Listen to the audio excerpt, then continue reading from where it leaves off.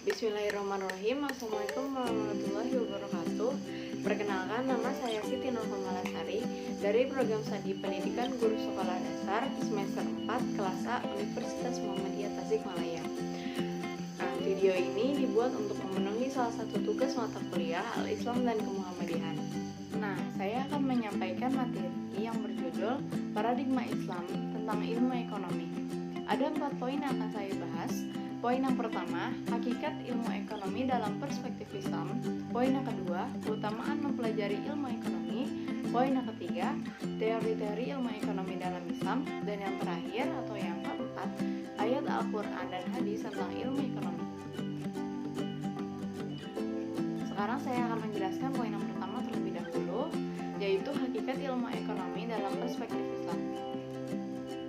Pertama, ilmu ekonomi mengasumsikan masyarakat membuat pilihan rasional tentang kelangkaan. Secara rasional, masyarakat akan memutuskan mana yang direlakan untuk tidak dimiliki. Kedua, ilmu ekonomi mengasumsi masyarakat preferensi terhadap putusan ekonomi mereka. Yang ketiga, pilihan dan preferensi masyarakat ditunjukkan dengan melakukan transaksi di pasar. Keempat, transaksi masyarakat dilakukan dalam pasar. Dan yang kelima, dibutuhkan mekanisme tertentu dalam pasar agar berfungsi sebagaimana mestinya. Mekanisme yang dimaksud seperti mekanisme harga yang disepakati dengan uang sebagai nilai tukar. Islam merupakan agama yang sempurna, bahkan dalam bahasa Al-Quran rahmatan lil alamin, sehingga ajarannya meliputi semua aspek kehidupan manusia, akidah, ibadah, akhlak, atau perilaku dan muamalah. Di muamalah inilah banyak diatur tentang hubungan manusia dengan manusia lainnya yang berkaitan dengan keduniawian, seperti munakahah atau pernikahan, mawaris atau waris, jihad, jual beli, sewa menyewa, harta dan permasalahannya, dan lain-lain. Jadi, sangatlah jelas bahwa ilmu ekonomi dalam perspektif Islam merupakan aktivitas penelaahan ilmu ekonomi yang dikaji dari sumber utama ajaran Islam, yakni Al-Quran dan hadis, sehingga memunculkan ilmu ekonomi yang mengusung nilai-nilai keadilan, kejujuran, amanah, dan tanggung jawab yang selama ini belum muncul dalam ilmu ekonomi konvensional. Karena secara umum masyarakat melakukan kegiatan ekonomi untuk memperoleh keuntungan yang besar tanpa menghiraukan kemaslahatan bagi umat. Disinilah ekonomi Islam muncul sebagai solusi monopoli modal dan pasar, karena dalam ajaran Islam ada hukum halal dan haram yang berlaku dalam kegiatan ekonomi. Saya akan menjelaskan poin yang kedua, atau keutamaan mempelajari ekonomi.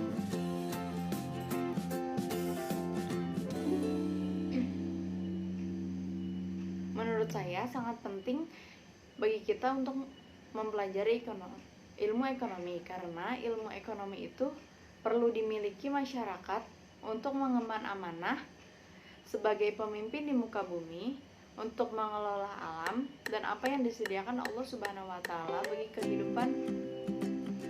bagi kebutuhan hidupnya, agar masyarakat bisa hidup sejahtera, terbebas dari pengangguran dan kemiskinan.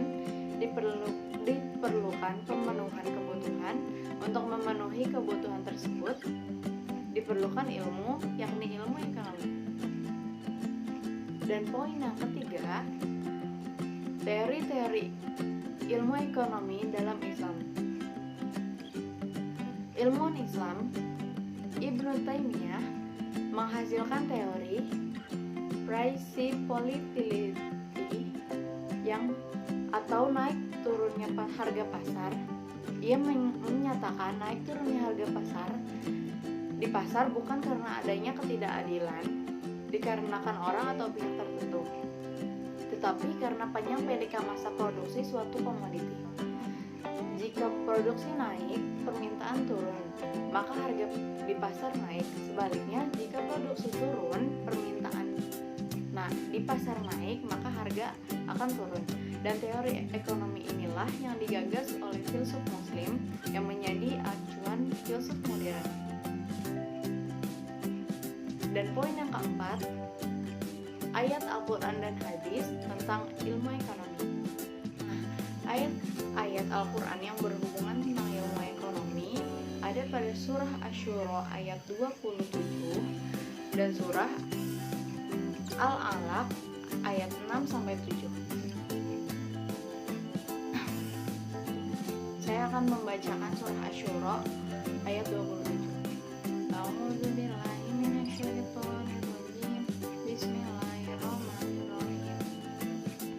Walau basyatallahu rizqa li'ibadihi law fil ardi walakin yunzilu biqadarin ma yasha. Innahu li'ibadihi khairun basir. Yang artinya, dan sekiranya Allah melapangkan rezeki kepada hamba-hambanya, niscaya mereka akan berbuat melampaui batas di bumi, tetapi Dia menurunkan dengan ukuran yang Dia kehendaki. Sungguh Dia maha teliti terhadap keadaan hamba-hambanya, dan Allah maha melihat.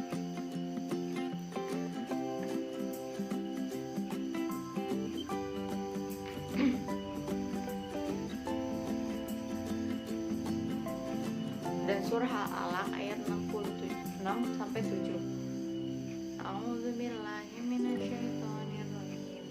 Bismillahirrahmanirrahim. Kalla innal insana layatgha ar-ra'ahu istaghna. Yang artinya, sekali-kali tidak. Sungguh manusia itu benar-benar melampaui batas apabila melihat dirinya semua cukup.